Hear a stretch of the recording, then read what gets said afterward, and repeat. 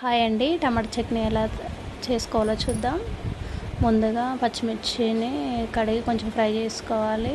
Next కొంచెం oil వేసి పల్లీలు, శనగపప్పు, మినపప్పు, కొంచెం జీలకర్ర వేసి వేయించుకోవాలి. అవి వేగిన తర్వాత కొంచెం చింతపండు, 1 టేబుల్ స్పూన్ ధనియాలు వేసి వేయించుకోవాలి. అవి వేగినాక కొంచెం కరివేపాకు, కొంచెం పుదీనా వేసి వేయించుకొని తీసి ఒక ప్లేట్లో పక్కన పెట్టుకోవాలి. అదే కళాయిలో టమాటా ముక్కలను వేసి వాటికి సరిపడా ఉప్పు, పసుపు వేసి బాగా మంచి మెత్తగా అయ్యే వరకు ఉడికించుకోవాలి. టమాటా ముక్కలని ఒక ప్లేట్లో తీసుకొని పక్కన పెట్టేసుకోవాలి.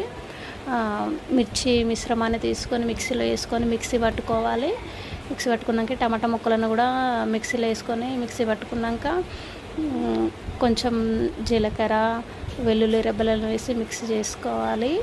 వేసుకున్నాక పచ్చడి కోసం తాలింపు చేసుకొని ఆ తాలింపుని టమాటా చట్నీలో వేస్తే టమాటా చట్నీ అనేది రెడీ అయిపోతుంది.